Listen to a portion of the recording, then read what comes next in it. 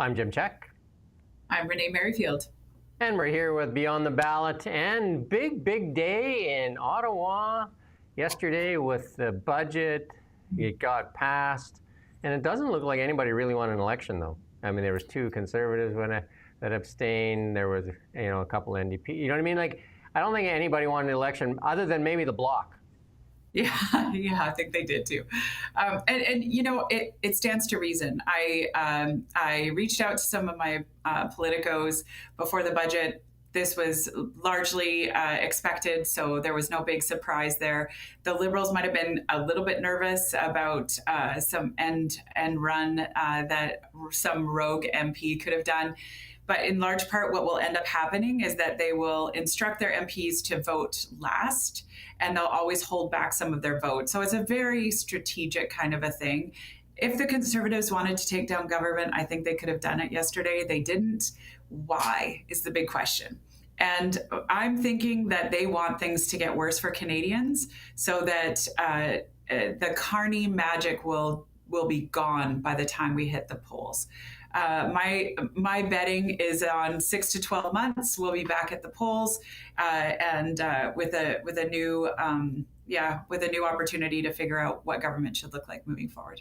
The reaction I saw on Twitter, I think there's a lot of Conservatives that are disappointed that it didn't come to an election, because I think a lot of people were hoping, and I think some of them are actually really angry at the Conservative Party for not doing, because I think they believe that they could have done it, and I guess the strategists in the Conservative Party didn't think that it would be to the benefit of the Conservative Party to have the election and maybe even lose more seats. So, yeah. Yeah, there's definitely the strategist working in the background.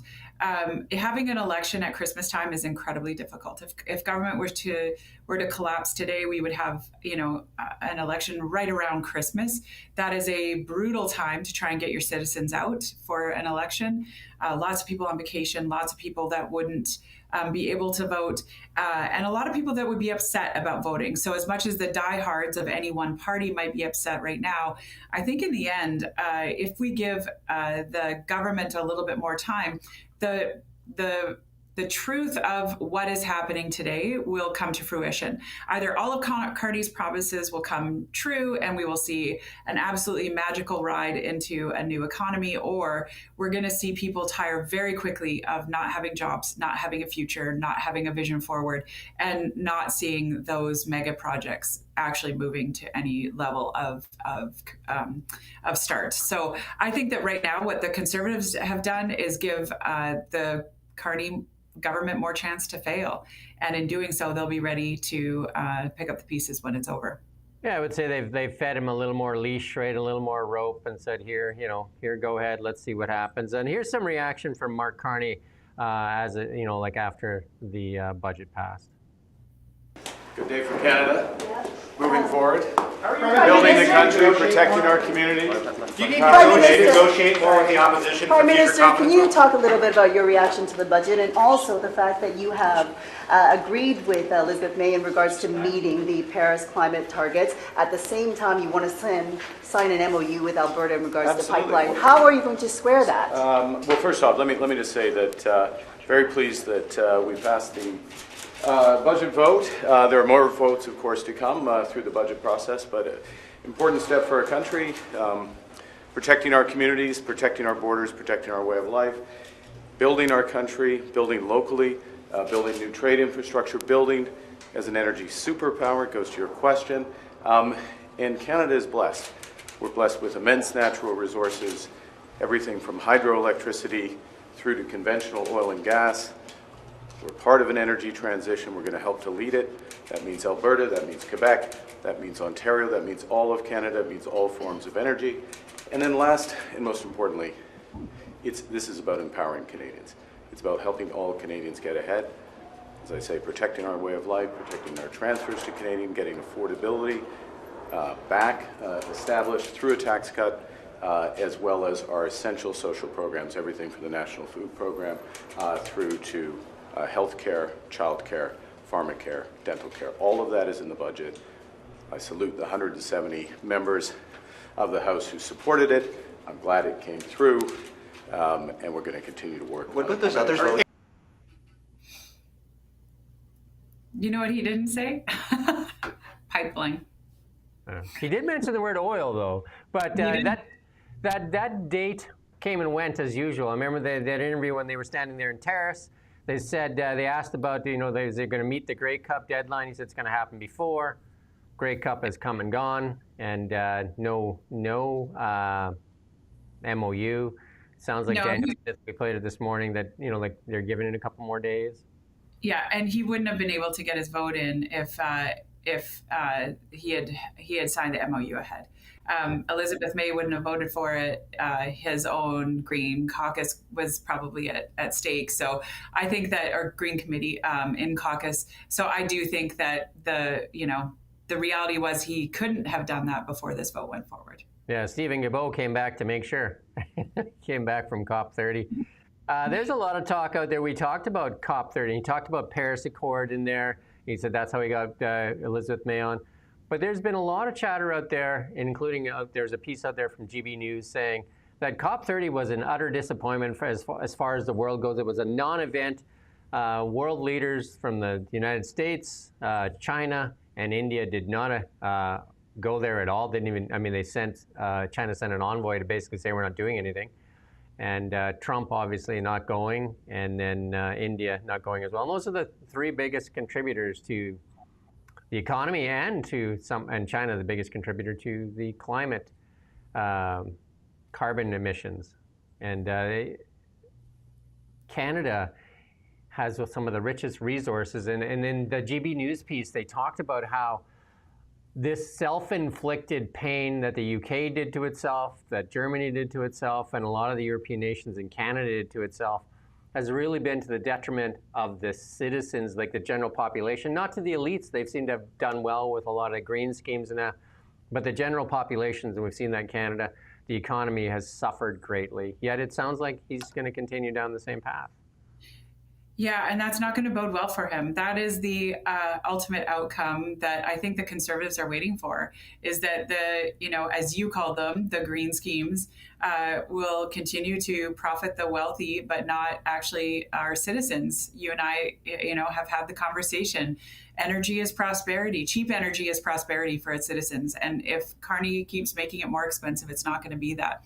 I'm paying attention to some of these organizations like, the COP30 and, like even the UN. When you've got the most powerful nations either not attending or working against, I think that we're in, if I were one of those organizations, I would definitely see my time coming to an end. If you can't get them to the table, you don't have relevance. You're not even, it's like, you might be dropping, a drop into the ocean, but you're not going to have a meaningful impact. And then we have to really rethink our goals as Canadians. And, for this government to go all in and, somehow think that we're going to lead the way, it's like leading the way of a trail of ants when, really it's a huge excavator that's about to take out the anthill. It's meaningless. They basically said on the GB News piece that the net zero was basically dead, and that Bill Gates was the pallbearer because he came out and said that it's not necessary anymore, that we've moved on from it, we're at a place where we don't need to do all these things, and obviously Donald Trump would be the person that probably put the stick in it. And with drill baby drill and that stuff. So it's going to be tough to compete when we're going to add taxes like the CCUS to our energy, and then have to compete with American energy, because they have a lot of energy too. They have a lot of energy. Absolutely. They are not energy poor, and they have a lot of energy, and they're going to bring it to bear, especially out of the Alaska, which is very close to the Southeast Asia. You know what I mean? They are closer to the market as well with the Alaskan port, and so it puts Canada in a tough spot when we're trying to compete with the Americans that aren't taxing their energy into oblivion. And we've seen their inflation is coming down a lot faster than ours. Their joblessness is half of ours. And they're seeing capital flow to the United States. They're seeing even brain drain from Canada go there. And, they talked about, Carney was talking about the H-1B visa and how they're going to, H-1N, H-1B, I can't remember which one it is, but the visa, and you know how Canada's going to attract all these people, and Trump just came out and said, yeah, we're going to do that again because they had put a pause on it. But I'm going to play this little clip here from showing what happens. Canada tries to attract these people, but they leave again. So, and it's an alarming rate of leaving. And again, they're going to sunnier climates. And again, it's the economic climate here in Canada. Let's listen to this clip, though. Today, we published data that make clear a startling fact. Canada's most capable immigrants are, in fact, most likely to leave. The 5-year departure rate for all permanent immigrants is about 5%, but for PhDs, it's 11%. Even worse, the professionals Canada needs most are those who stay least. Of the 16 most in-demand professions, 10 have retention rates that are below average, effectively reducing the contribution period for these people. The 5-year departure rate for immigrant healthcare workers is 36%. That's the same for scientists. The 5-year departure rate for experienced executives is 193% above average. Software developers, AI and cybersecurity professionals, managers in finance, engineering, architecture, the very people who can help Canada build the economy and infrastructure and housing of the future, all leave at above average rates.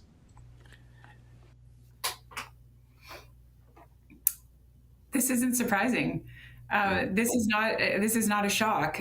You tax your highest paid citizens at an exorbitant rate, sometimes in excess of double what other countries are charging. Of course they're going to go. They're mobile. They are citizens of the world. They can go to any place they want to.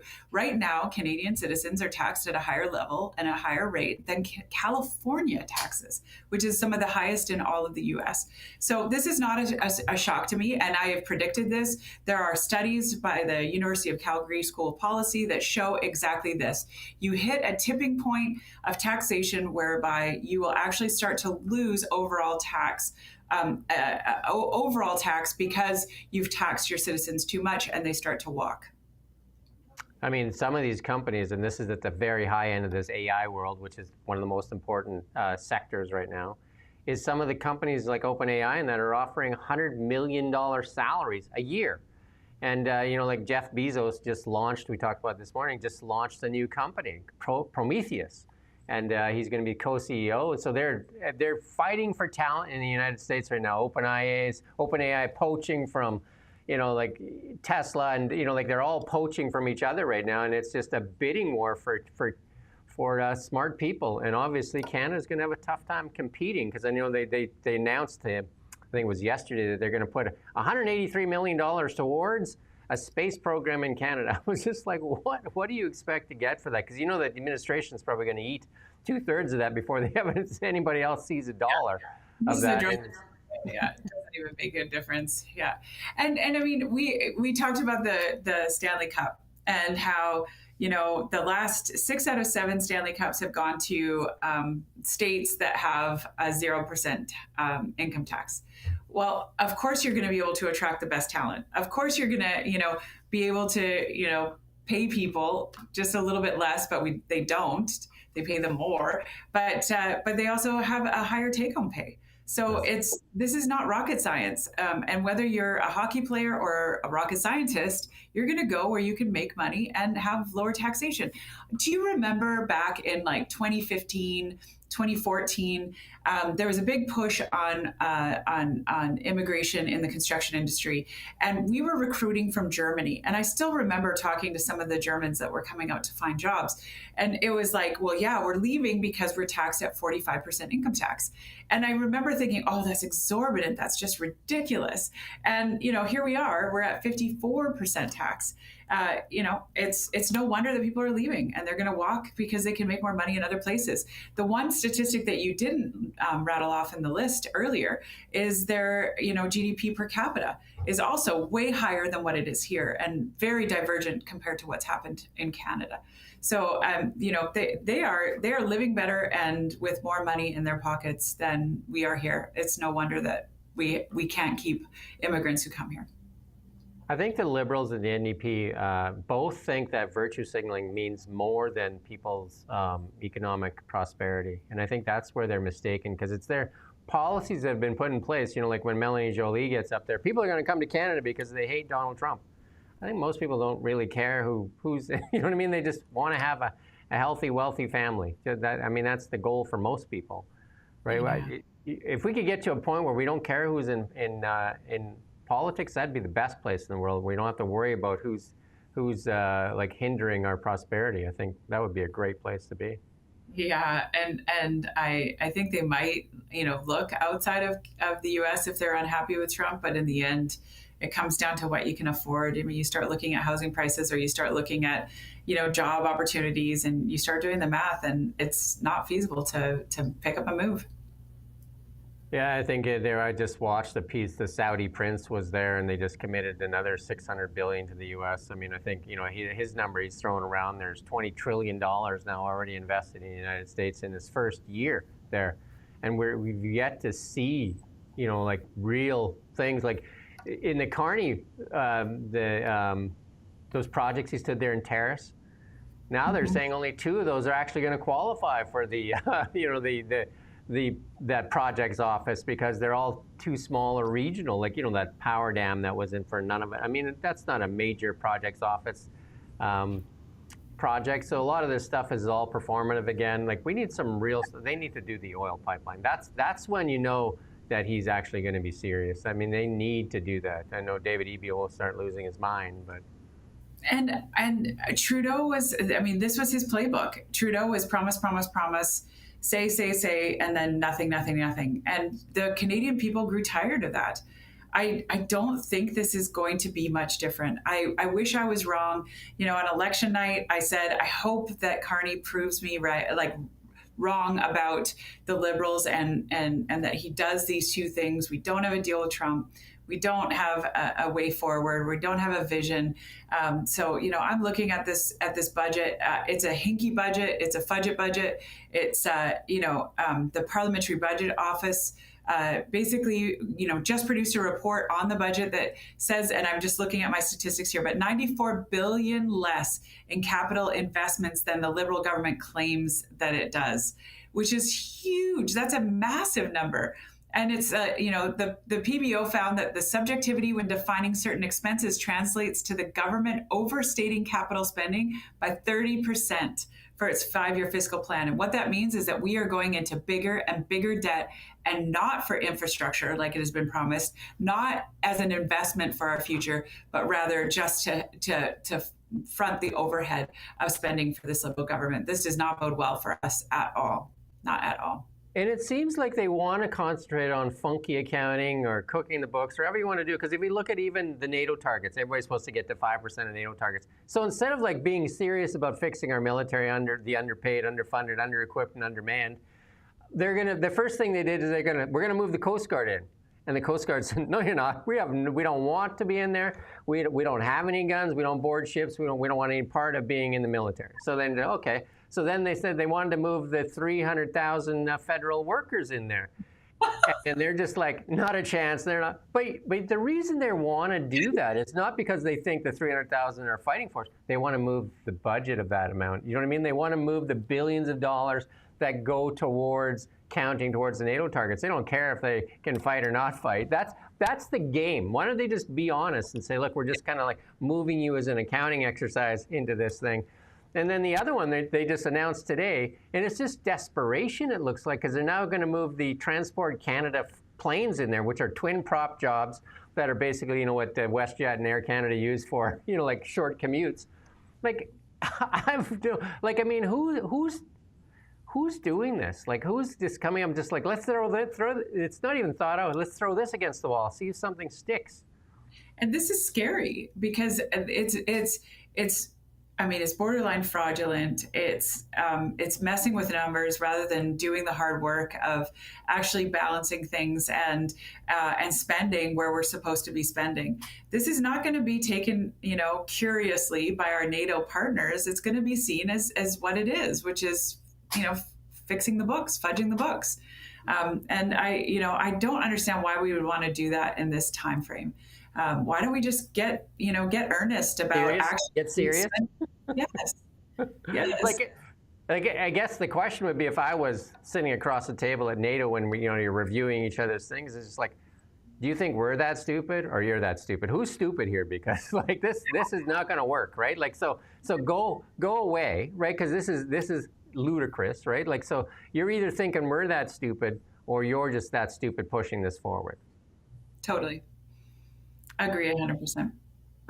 Yves Blanchette, and I was talking to Ian earlier today, and I said, you know what? If the guy just wasn't focused on Quebec, he might be probably the best choice for Prime Minister of Canada, because in the debates, I thought he did the best in the debates, and then also he's always spoke with a clear focus. He says what he means and lives up to what he means. He's the guy that said, I'm not voting for the budget, didn't vote for the budget.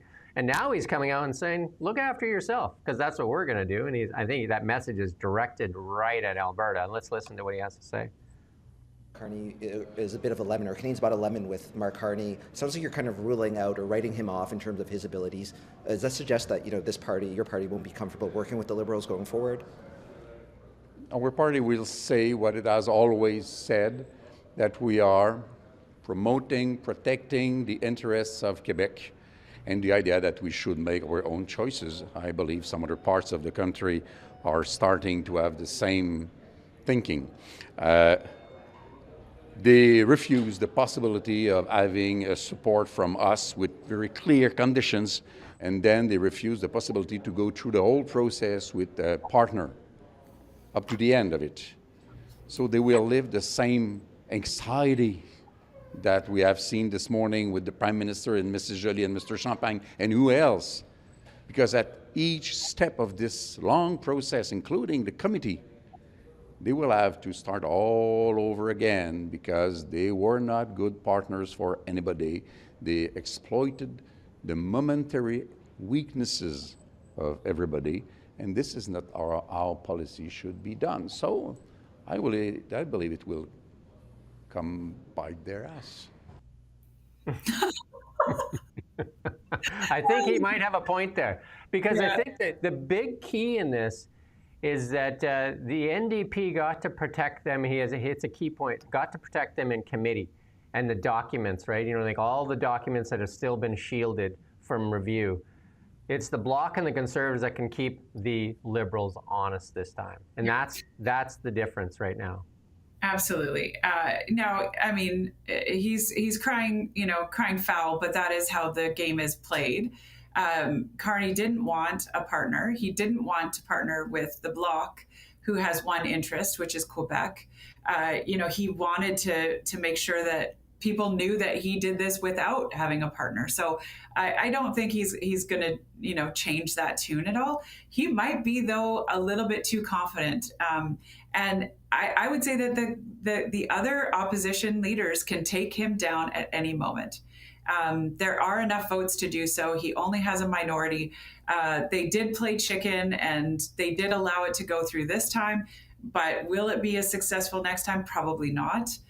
Maybe not. And even the maybe is going to be a very difficult one for him to navigate each and every time. But did he exploit the weaknesses? Absolutely. So what I would say to all these other parties is don't have weaknesses. There you go. There's the advice that you need. But he's the one that holds Carney to account even on the Trump stuff. He's actually had some very good points, and he's clear in his messaging. So if he wasn't just solely focused on Quebec, he makes that known. It is very well known that it is all about Quebec.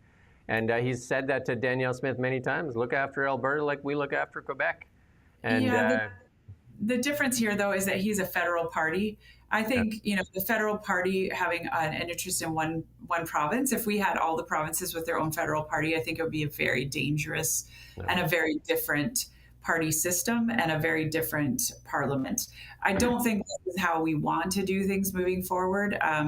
I also think that Blanchette is also on some shaky ground. He in the polls there isn't as much support for that sovereignty of Quebec as what has been experienced in the past. So he's talking to Danielle Smith, or talking about Danielle Smith in terms of fight for your own province. Yeah, that's her job. It's not the job of a federal party to be looking after the interests of only one citizenry of province. But having said that, that is his mandate from the party that has him elected.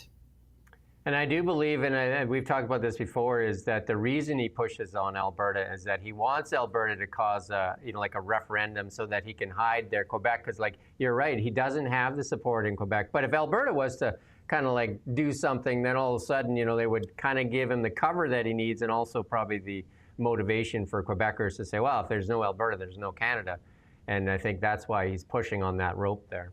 I think also they benefit directly from how wealthy Alberta is.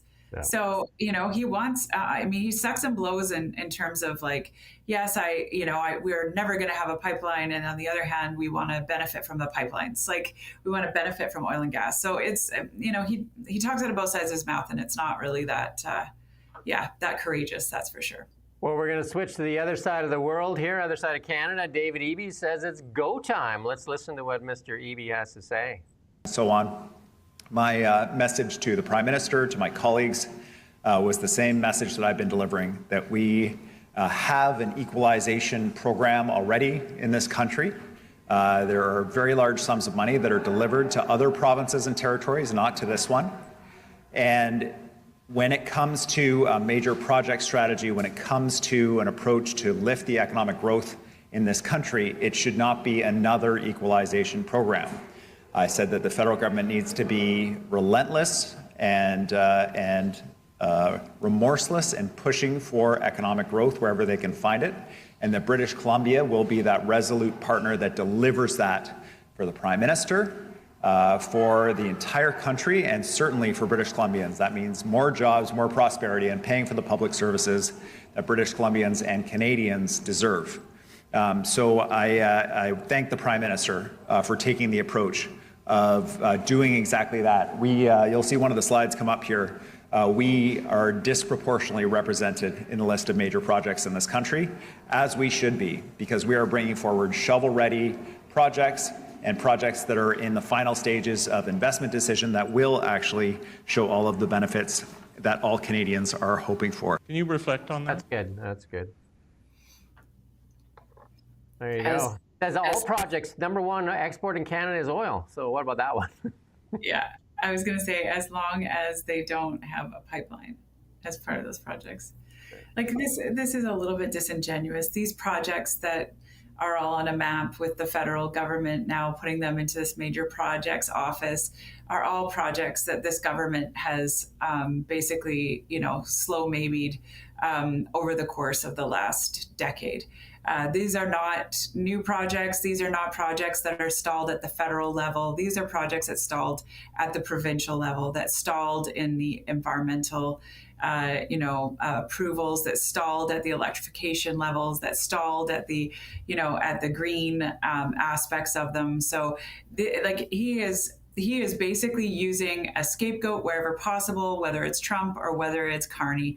Eby wants a scapegoat to say, well, they didn't get the projects moving forward. We were ready and we were wanting it. Energy hostages. And those 7 they were announcing in Terrace, now they're saying there's only 2 that even maybe 2 of them that could actually go to the major projects office to be moved forward. So, like that one Sissons mine, I think out east there, that one has been a go since 2017. And again, it's not a Canadian project. It's I think it's from Europe. Like somebody, I can't remember exactly now. It's Swedish or something. And Eby's going to have to go against his entire Green caucus in order to get, the LNG 2 or phase 2 part of the project going. When I was in MLA, we talked ad nauseum about that particular aspect, and I was reassured. It was, basically told that there was no way that particular project was moving forward. And the only way it could move forward was with electrification. Well, we know from Site C that there is not enough electricity for it. So it's not going to have electrification. It's going to have to run on natural gas, and they were not going to allow that because it would contribute about another 4 megatons of emissions or CO2e to our ledger. Well, without that ability to contribute, you're not going to have a final investment decision, and you're not going to have LNG phase 2, going forward. So it's so disingenuous, and it just feels like like they're playing a game of just blame each other, and will, the Canadian citizenry will just forget and not worry about our jobs.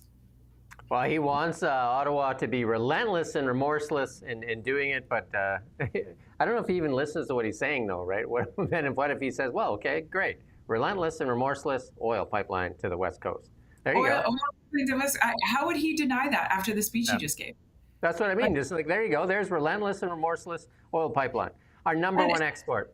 And especially because we've got these oil tankers, and you already mentioned Alaska. I mean, we've got oil tankers going up and down our waters all day, every day. Like, it's ridiculous to say, well, the U.S. can send their tankers, but we can't. Like, that makes no sense whatsoever. And it's just, cutting off our noses to spite our face. And you mentioned earlier, it's the virtue signaling that seems to make us feel better rather than a great paying job. And, he's saying that's going to be $200 million shovel-ready projects. They've been shovel-ready for a while, a lot of these projects. They've been stalled by, you and I have talked even in forestry, when Canfor had a mill that they were planning to go there in Houston, and they just said no. And then they said they just can't access timber. And this is over and over and over again.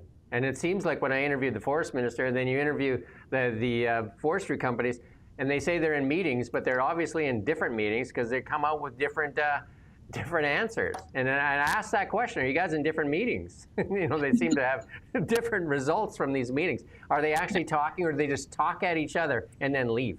It was like kind of Chrystia Freeland talking about the EV mandate. Oh yeah, everybody's happy with the EV mandate. The auto manufacturers, everything is good to go. And then they come out of the meeting, the auto manufacturers, they get rid of the EV mandate. Just like, okay. Totally. And then you've got, all of the auto manufacturers shutting down plants. Like, watch what's happening. Watch what the outcomes are. Watch which projects actually move forward. Politicians love to speak, but talk is cheap, action's everything.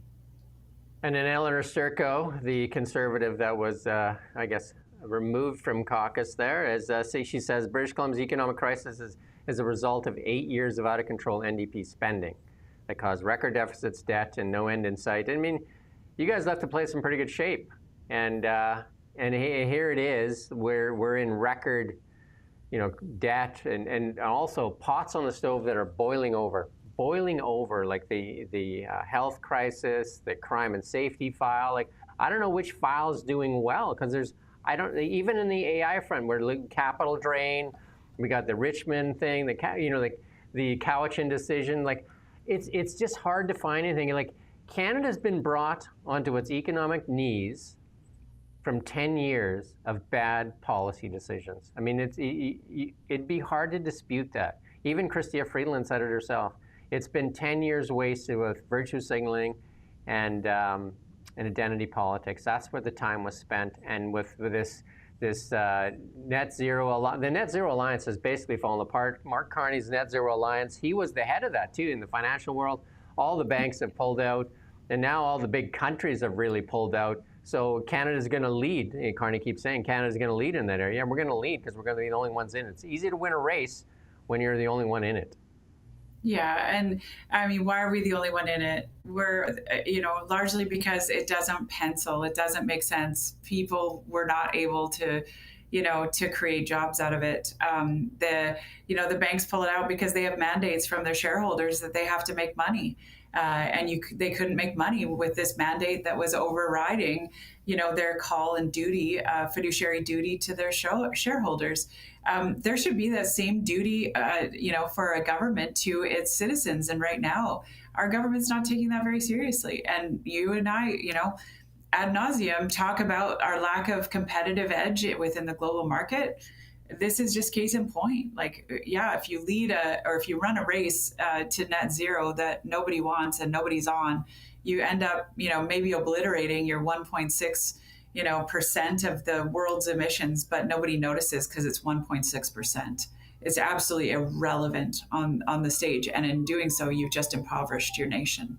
Yeah, you sacrificed the Canadian economy at the altar of net zero, while many of the elitists in the connected have done extremely well. And again, you can do a search, Brookfield, carbon capture, and you can see they've invested billions and billions of dollars. And you're going to hear this in the next little while, how these American companies are going to come north to Canada to collect 75% tax credits, stacked credits. They're going to call them super credits. Imagine that if in your business, if you could have every quarter you put in, the government gives you 75 cents. Wouldn't that be great? And they talk about that, about taking the risk off. Yeah, I guess that would be taking the risk. If you could do a development and you only pay 25%, and then you get all the benefit of the sales, that would be amazing, wouldn't it? Amazing. Absolutely amazing. But it's not going to happen. It's not going to happen in the housing industry. So, and what's really scary is that those American companies are just that. They're American companies. So they're not necessarily, we don't get the benefit of having their head offices here. We don't get the benefit of having their income tax going to our roads and schools and infrastructure. And instead, those monies and dollars go back into the countries of origin. And we're left, basically with a big tax credit, but nothing. We've given away our taxpayers' money rather than having a net benefit to them. Even better, they're going to take your tax dollars, the 75% tax credit. They're going to take your tax dollars, and then they're also going to take the benefit when they're going to be able to basically tax our energy, because they're going to sell carbon credits to our energy companies that they're forced to buy. And it's going to be, it's like the best of both worlds. And for the companies that have invested in carbon capture, wow. And it's a dead investment just recently because America says we're not doing it. So they had to find a place where they could still do this. This one here close to home, Ian put this in for us. I'm like, ooh, shirtless man. Yeah, this this man allegedly killed Bailey McCourt, hours after being released on bail, and this thing got national, international attention really, and then it's he killed her with a hammer too in a daytime attack. It's pretty hard to. I know you given the benefit of the doubt with allegedly, but this is one of the most horrific examples. It's the law. That's what I have to say. But yeah, so you know what I mean. Until a court of law. I don't have to. I mean, it was witnessed. It was in the middle of the day. It was on Spall Road. It was absolutely disgusting, and our system fails. And this gentleman was not held earlier when the RCMP begged him to be held, said that he was a danger to his wife, and yet the justice let him go, and 3 hours later he had killed his wife. It's grotesque, it's disgusting, and our system has to change. And then we talked about the health file. You brought it to our attention first. I'm going to go back to that. Back when the pediatricians here in Kelowna refused to work in KGH, and then more recently, the mass resignation in Royal Inland Hospital in Kamloops, the OBGYNs, and then again, the Vernon psychiatric doctors left at the Vernon Jubilee, and then ER closure after ER closure. And here's another one. This is the third physician departure in 2025 for the Carameus ER. So listen to this. You know what they're going to have now? You're going to have ER there in Carameus on Mondays, Wednesdays, and Fridays from 8 to 5:30. So you got to plan when you're going to need, when you have an emergency, like you had a logging accident or something like that. So make sure that you have it on Monday, Wednesdays, or Fridays between the hours of 8 a.m. and 5:30 p.m. This is one of the richest resource nations in the world, and Carameus is not an isolated area. Carameus is, it's in our interior of BC, and this is what they're going to have left for ER. Our healthcare is atrocious, and I hate that we have accepted this. Just yesterday, I saw a Facebook post, so it was public, from a local realtor who was saying, this is, and posted a photo of her mother-in-law who has been in a hallway bed for the last 2 weeks. The level of care, it's undignified, it is sporadic. Our access to healthcare physicians is horrible. We rank the lowest on the socialized medicine categories on all countries that are surveyed, and yet we pay one of the highest costs per capita. It is brutal how our healthcare system is administered, and unfortunately in BC it is one of the worst.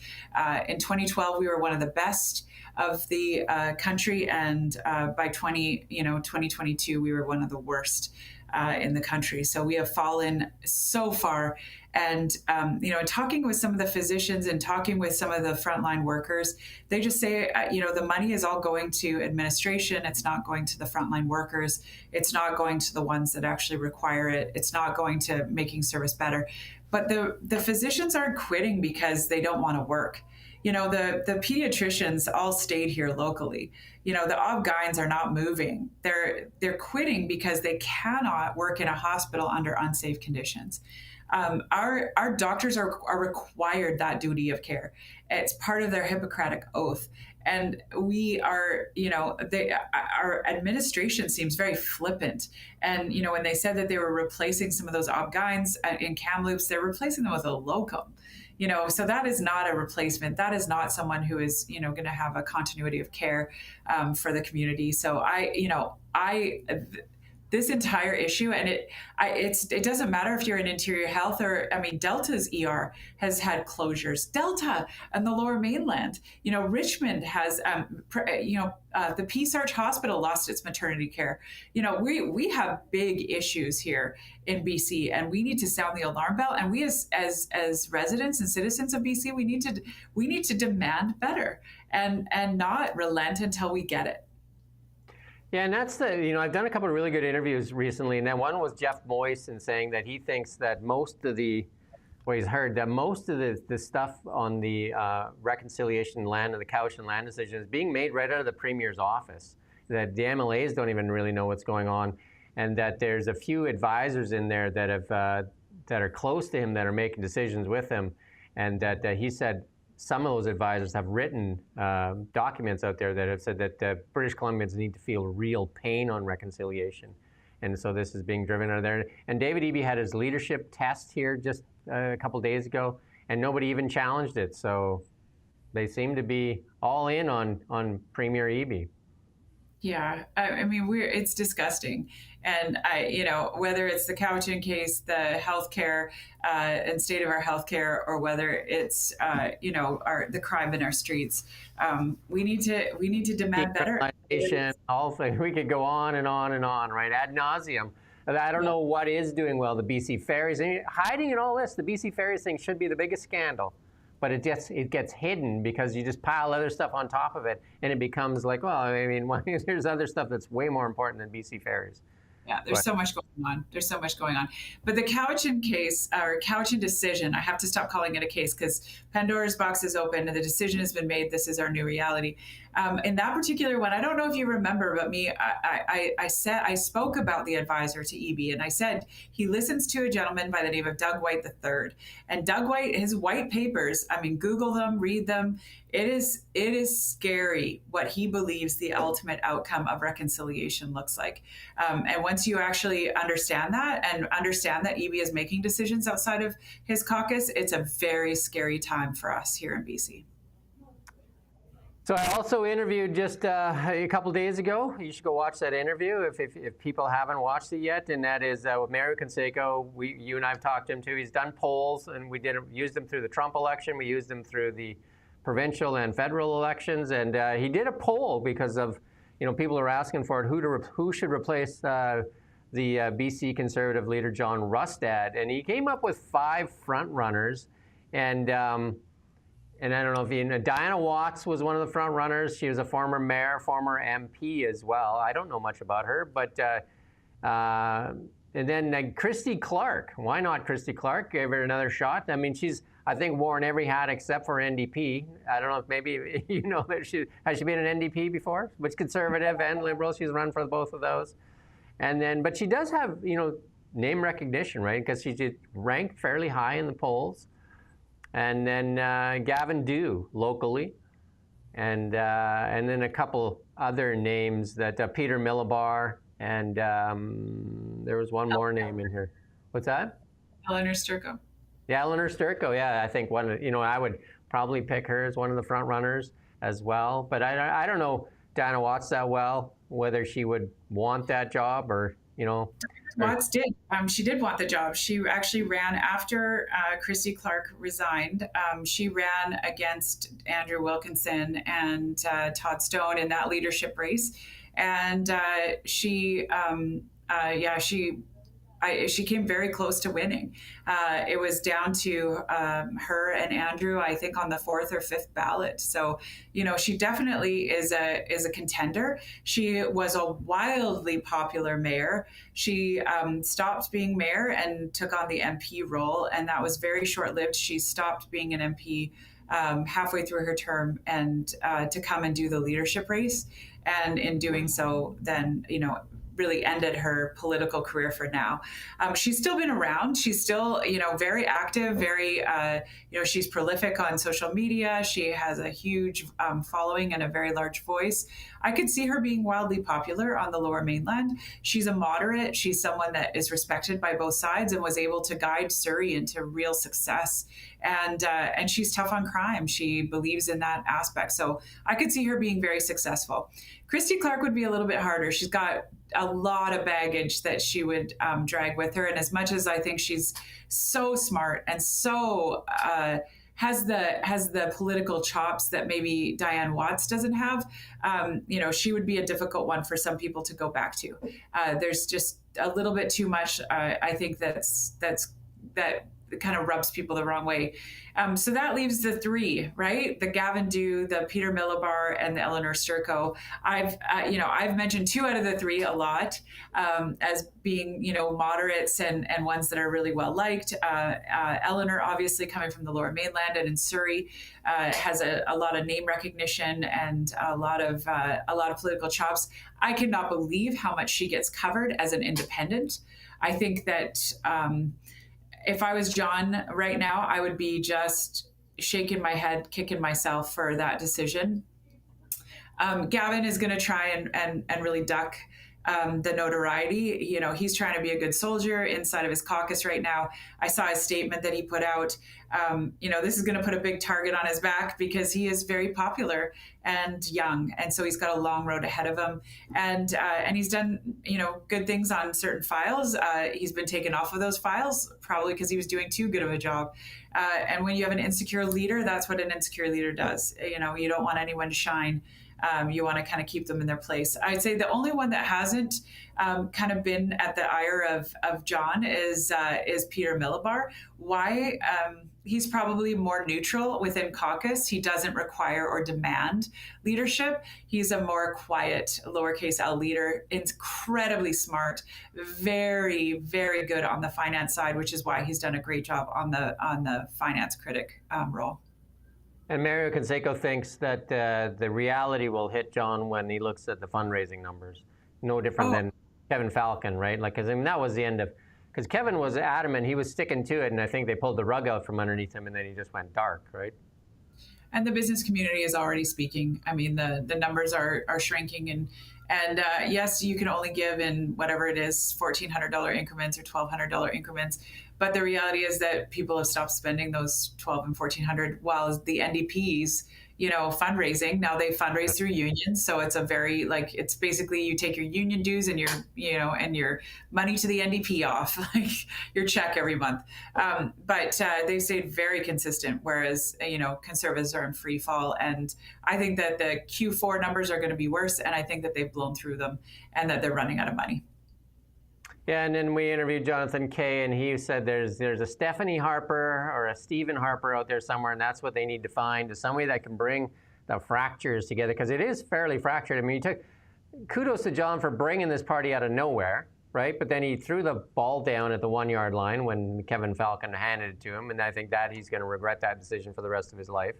And then I think he put together just the wrong, it wasn't a cohesive team, and maybe he doesn't have, you know what I mean? He's not, I use this reference with Mario Canseco, Mike Keenan, like the hockey coach, came in there rough, tough, mean. You can kind of hold a team together for about a year or two, and then he always ended up leaving because people just didn't like the like my way or the highway kind of thing, and we see that with Sturco.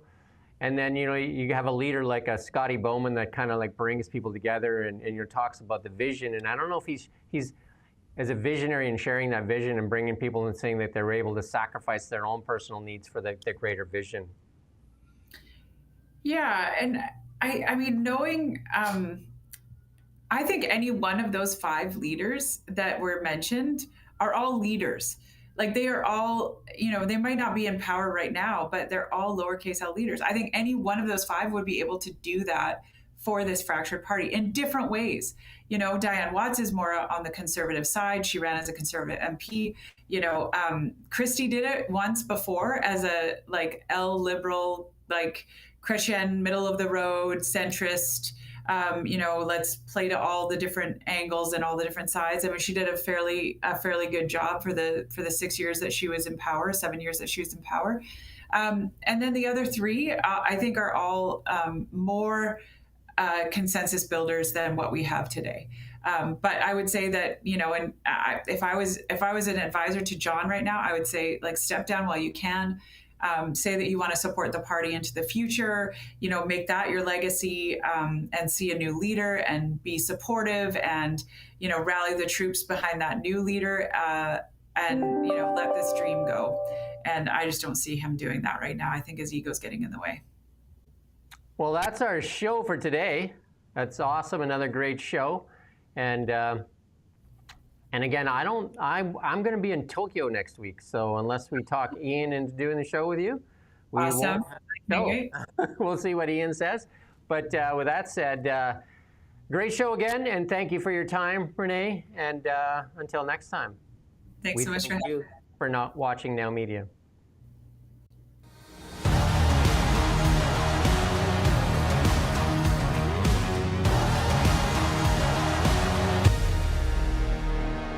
Hey, Renee.